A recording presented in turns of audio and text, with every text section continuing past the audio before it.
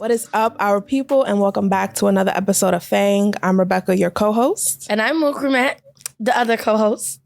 And yeah, what's good, people? We are here. We're back. It feels good to be back in the studio. I know, right? It does feel... We wasn't here last week. Wasn't here for a while. Wasn't here for a minute.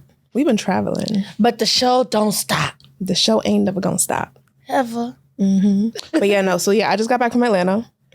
Yeah, how was that? It was good. It wasn't like a partying kind of trip. It wasn't like a lit kind of trip.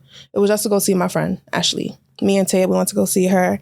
And it was fun. You know, cool. We had some good food. Just enjoyed each other's company. It's been a minute since I've seen Ashley. It has. Mm-hmm. It has been. Because I know you guys always talking about you miss her. You haven't seen her. Yeah. So it's good that you went on a trip to see a friend. We need more of those. Go see your friends. Show them some love. Yeah, it don't always gotta be club every night. Body. Like, let's hang out. Let's hang out in the house. Let's have a game night. Let's actually talk, because I feel like friends will be talking like that no more. They don't want to party. More like just let's link up at a setting. Mm-hmm. Oh, well. London was fun for me. I enjoyed it. You know, my sis is international, okay? She went to England. She went to London. Yes, I was sipping tea with the queen. Mm-hmm. Chip, Cheerio. Chip. I went to the loo. I didn't get no fish and chips, though, but I did go to a place called Thunder Chicken. It was crispy-ass chicken. Thunder Chicken? That sounds good. Anything with really chicken good. and its name, you know it's going to be good. First of all, anything that's called Thunder Chicken, you couldn't strike me down. Strike me with that good seasoning, that good fried chicken. I won't say it was that seasoned. It was healthy. Okay. But it was crispy. Like I never had wings so crispy before. Mm-hmm. So crispy. They could do better with the sauces, but it was good. I had fun though. Everybody's turning 50 this year. Word. Everybody. That's why I went to London for 50th.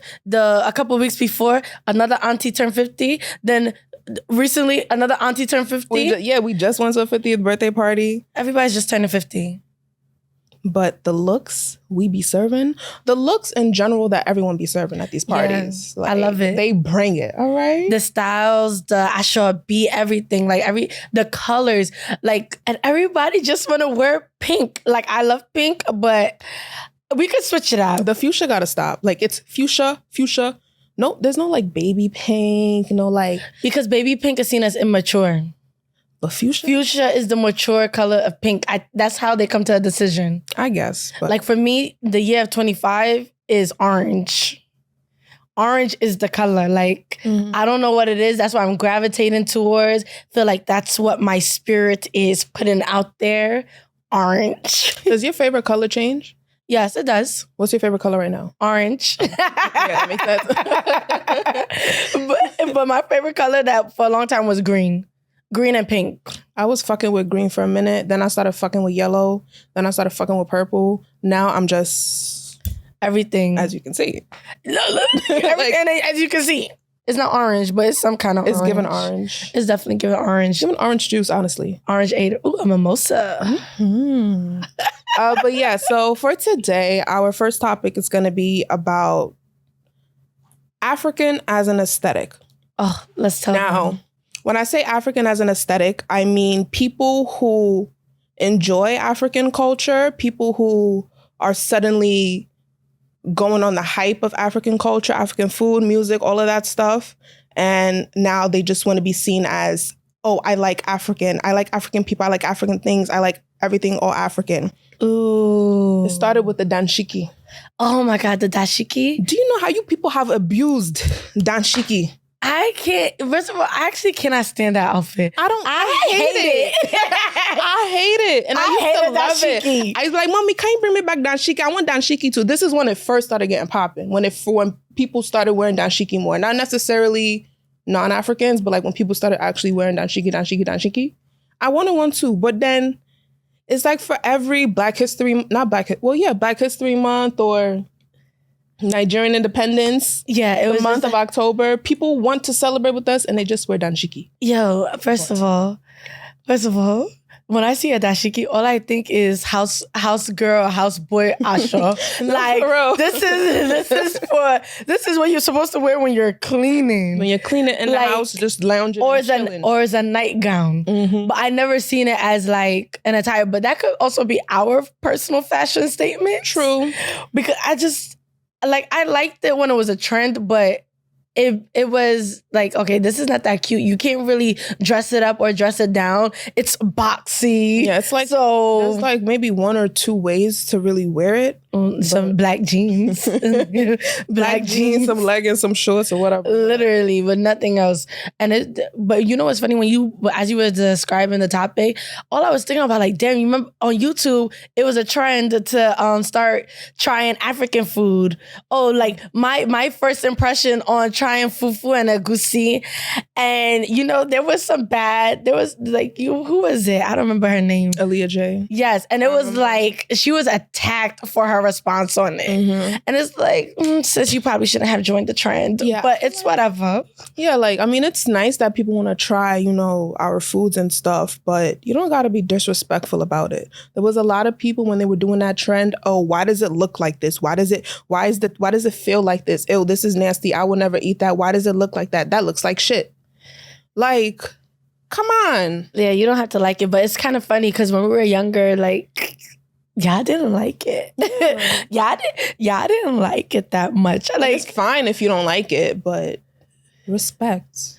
Right. RESPCT. That's what your mama told you, right? Ooh, tell him again. Mm-hmm. But what is it called? And you saying that, it reminded me like when we were younger, mm-hmm. and the whole like African booty scratcher. Just go back to the huts. Go with the lions and the tigers and the elephants and all of that. Like, that shit was so disrespectful. I feel like just like because of our upbringing here in America, it was just like, okay, maybe we need to do a lot better with teaching our children about like other people's cultures and mm-hmm. respecting it, even though they don't understand it completely. Mm-hmm. Because I feel like it probably would have saved me a lot of trauma as a child. No. Like, imagine. So here, quick short story. I'm gonna be quick with it.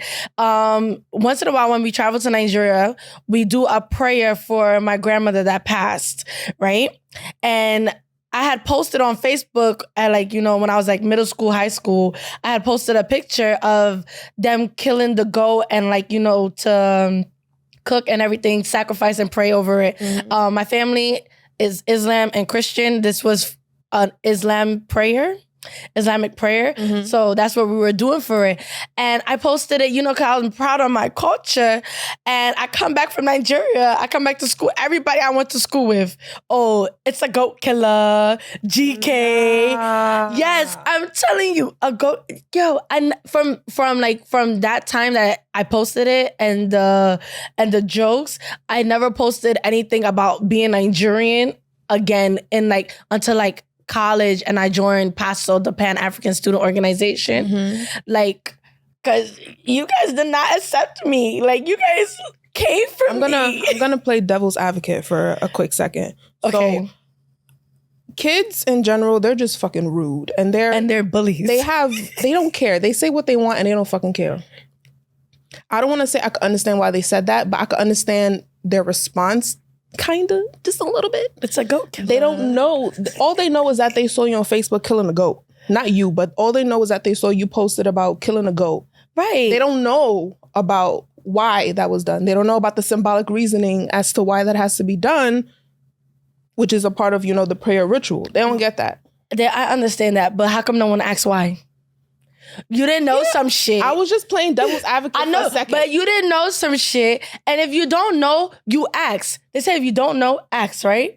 At the end of the day, if you didn't know something, instead of coming to your own conclusion and story or mm-hmm. making your own narrative about my one picture, you could have asked why did you post that picture? What did you do this for? Because even though kids are rude, kids are also curious. Definitely. They're very curious. I grew up predominantly around a lot of Caribbeans. I saw myself learning their culture, being influenced by it, participating in it.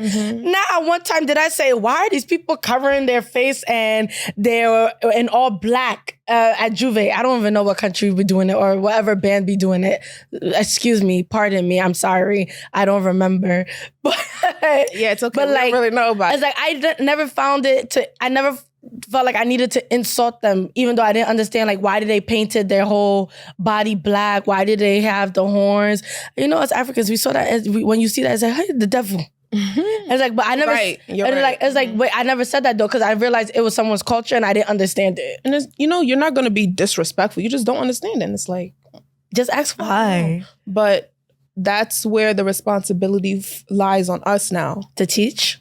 To be those people who can help others understand, yo, when it comes to our culture, we might have a prayer ceremony where we got to kill a goat. We might have, what's another thing?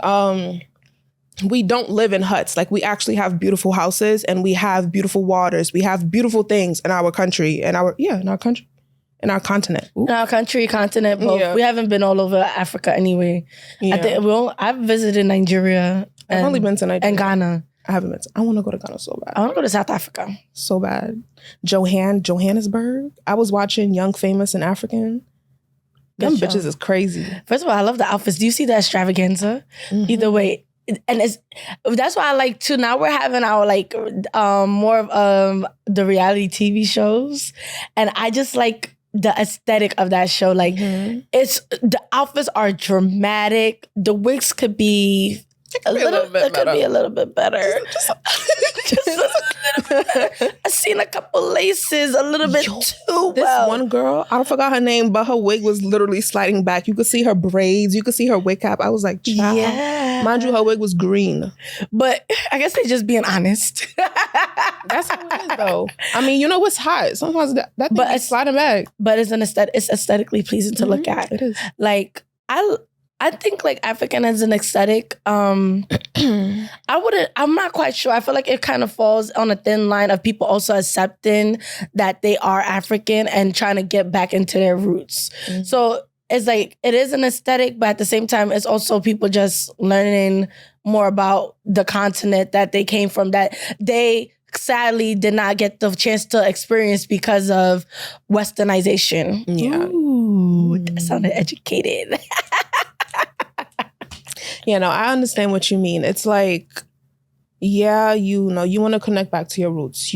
Now you see something interesting. You see that it's a trend, or you just see that other people are doing it, they're following it. And it's like, okay, that's very interesting. You do more research. Oh my God, wait, this is what I learned. This is what happened to my people back then. You know, like people who do the ancestry DNA test and they find out like they're 20% Nigerian or 70% Ghanaian or whatever it is. You know, that's what entices them to, okay, let me get more into the culture.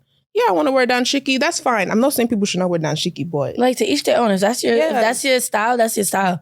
It's just the hours. Yes.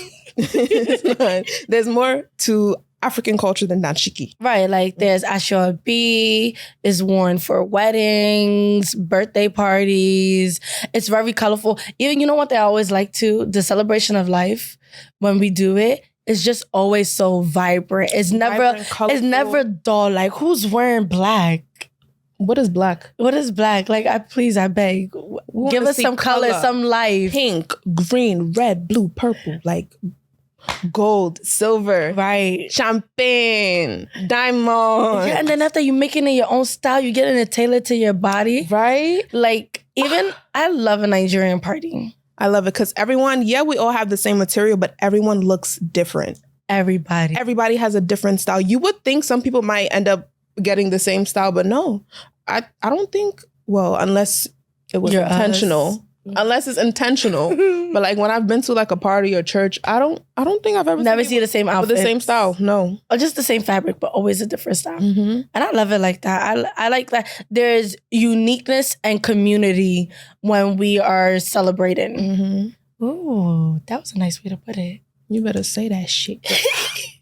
But it's funny. I kind of wanted to share this comment that I had because I was thinking about how, you know, as a child, how it wasn't really accepted. I'm not going front. Like, like when I got into college and I seen like my peers that I went to school with, or like people that I just most of my time with them was in my childhood. When I saw them posting like African attire, I was offended.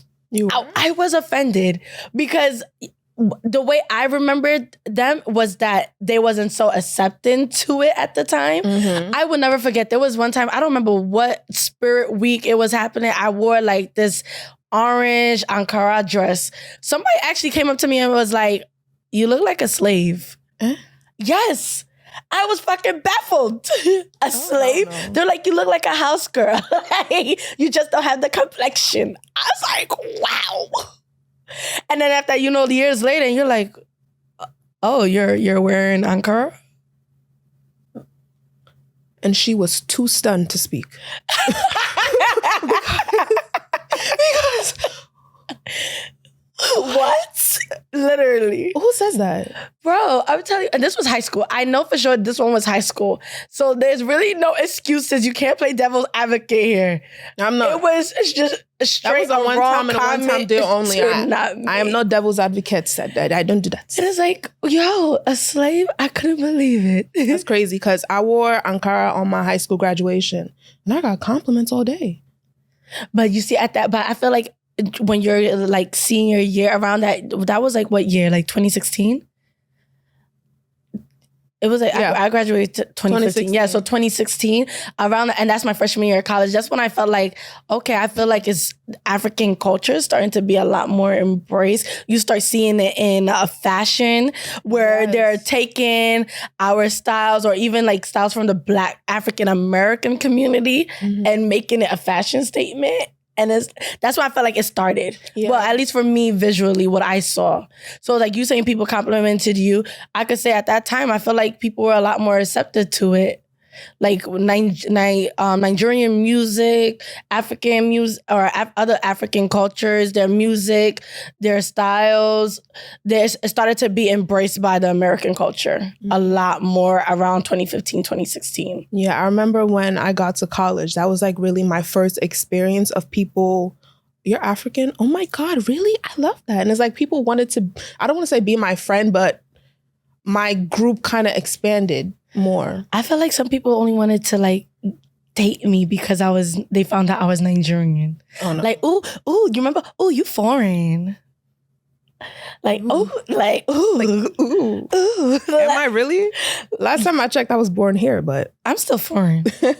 I'm still foreign. But it was like, I felt at one point, I felt like, okay, now dating a Nigerian, like, oh, it's more foreign. I even feel like some people started to serenade me. I feel like serenade you. Yeah, serenade me because of my culture.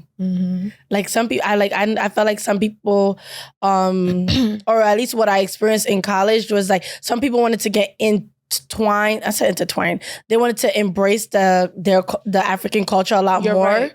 So they started doing that by dating within that culture. You're right. I remember when I was in college, and this is like not just me, but like these are like most colleges. They have the African group, the African African Student Organization, Pan-African Student Organization. Most organizations, they would put on like a show, Yes, there's always a show with the They would do the dances, they would get the clothes, I loved it. Have fashion shows, all that stuff. And that's what really brought a lot of attention. I know, especially from my school. A lot of people joined the clubs. A lot of people wanted to do the dances. A lot of people attended like the general interest GIs. We call them GIs at Buff State, where you kind of just spoke about like a topic, like almost like a podcast if you think about it. You talk about the topic and you're teaching people who came about your org and what they stood for. And for African student organizations, that was a lot of the culture.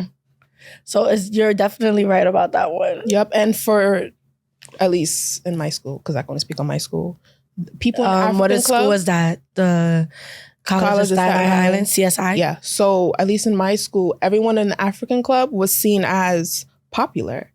They were the it girls, the it boys, the people everyone wanted to date it. They wanted to be with them. Even if they weren't African or not, just them being in the club and, knowing the dances, just having that group and being in that group of people, they were the popular ones. I felt they were the ones you had to go and date. They were the ones, or the Caribbeans too. The Caribbean student orgs in college was a vibe too.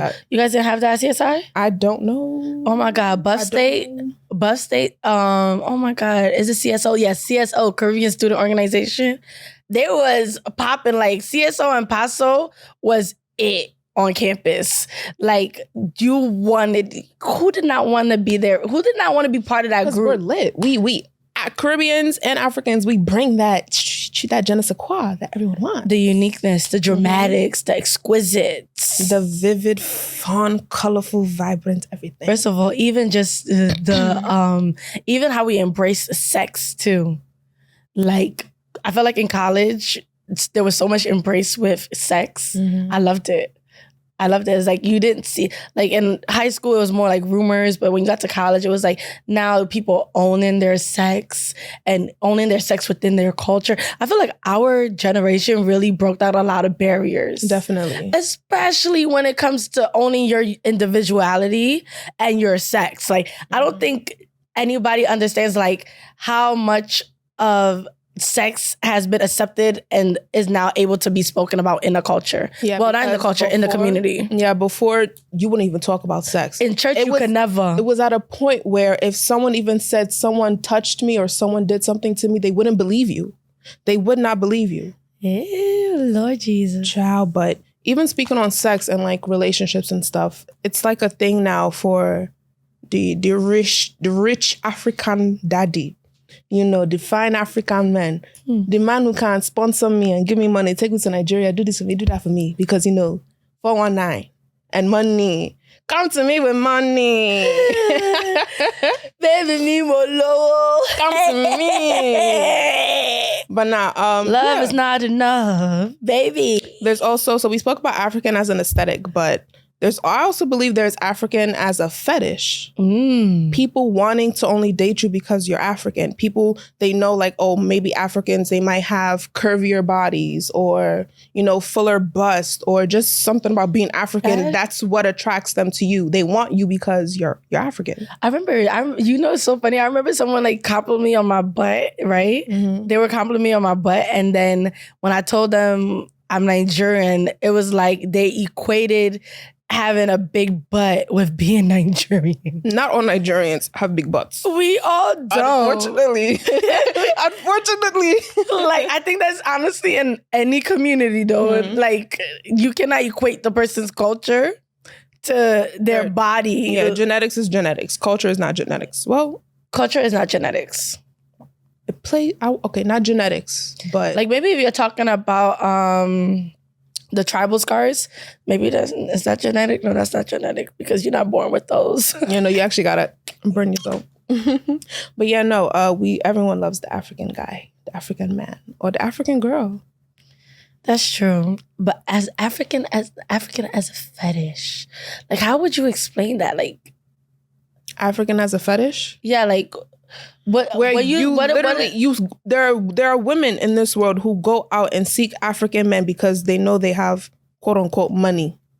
There are people who only want to date Africans. Even Africans can have fetish. I'm using the term fetish very loosely. Yeah, because I was about to say, because it also comes to preference. Yeah, I'm using it very loosely. When I say fetish, I just mean like they want you because you're African. They only like you because you're African. But they don't like you for who you actually are. Just the fact, no, I don't know about that. But just off a first glance, like when they see you and you tell them you're African, oh, that's what makes them want to pursue you.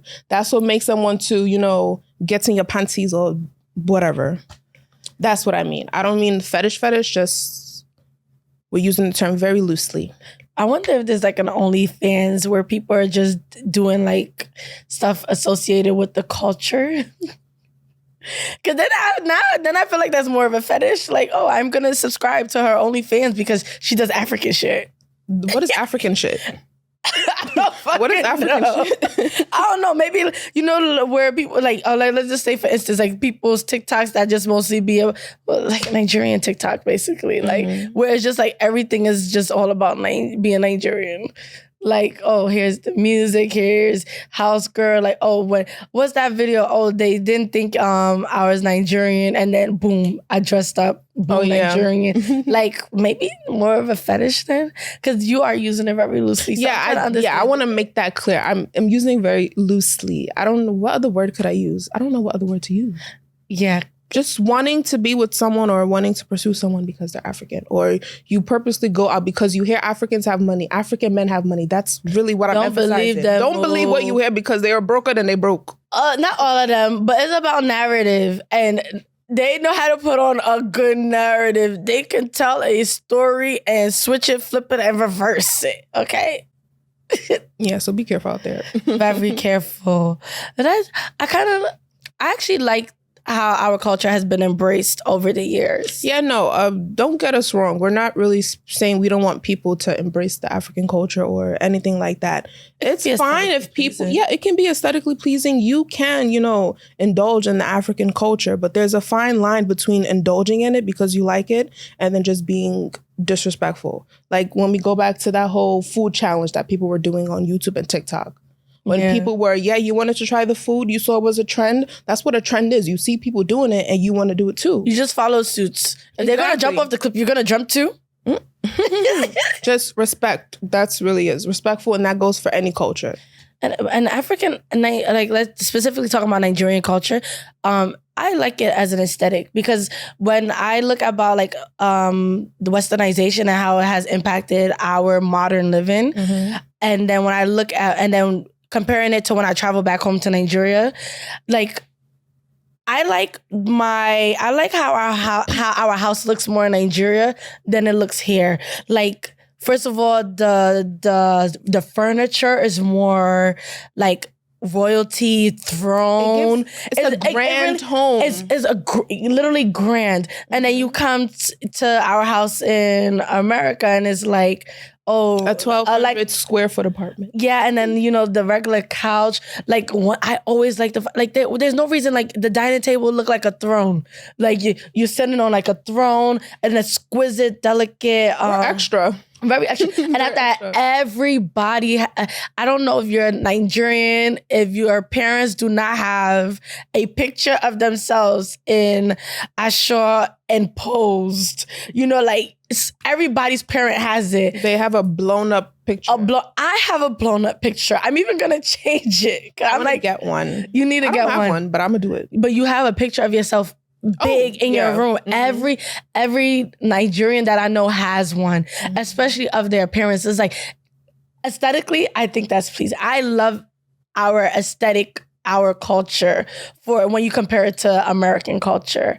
Like, American culture is dull. Like, their favorite colors for their homes is like nudes and whites browns, and bluish grays. And then you go to a Nigerian person's home, it's pink, orange, blue, bright blue. My mom painted the walls orange. Her house is orange, bro. My house is orange, green, purple.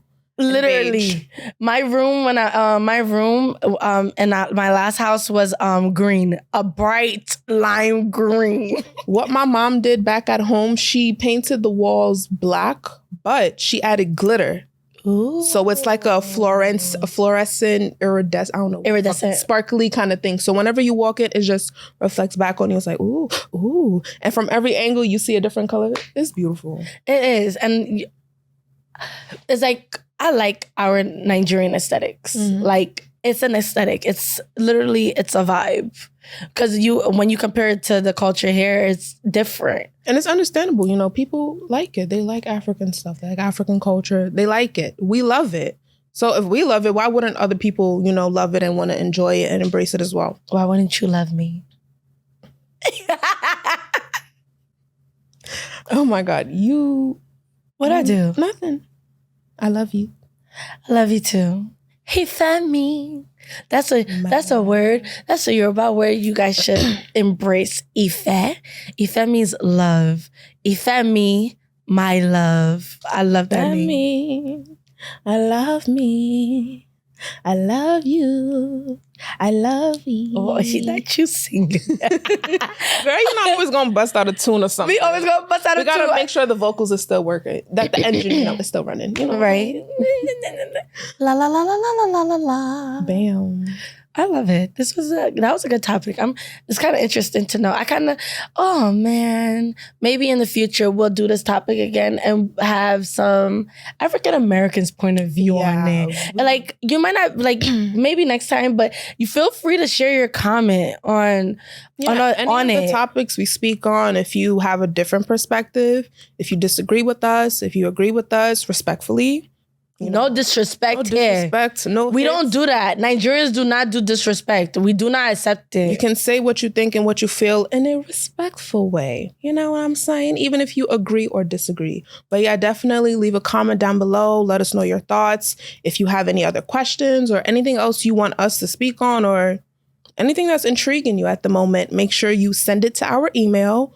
We are fanggroup@gmail.com. All that information will be down below. Also, we are on Instagram. Little plug-in right there. We're on Instagram and TikTok at the FANG Podcast. Follow us.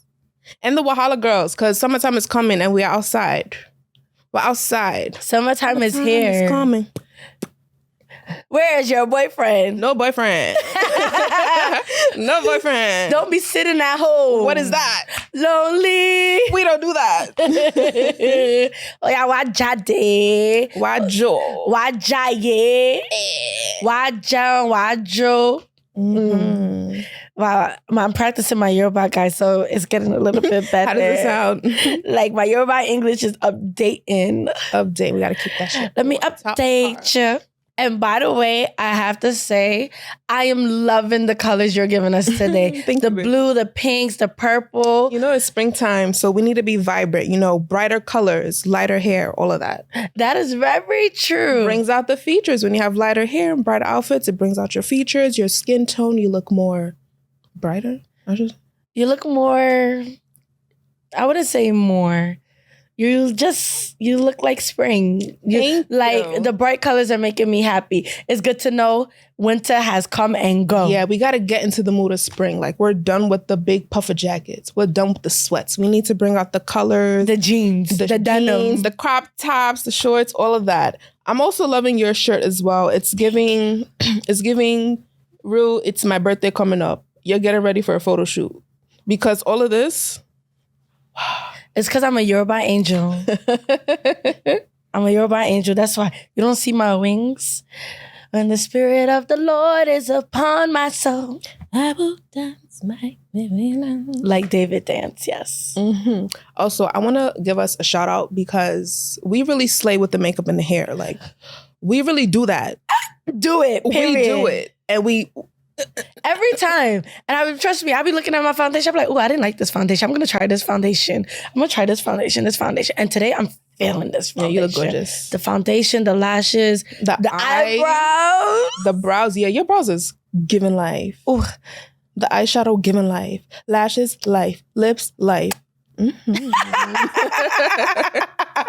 Yes, I'm feeling it. It's springtime. Everybody, when you look good, you feel good. When you feel good, you update the closet. Update the closet. Update the shoes. Even if you have to change your whole closet. Maybe not everything because that's expensive. But like get a couple things that you never would have wore. Mm-hmm. Life starts at the end of your comfort zone. Somebody told me that in college and it's stuck to me since. Period.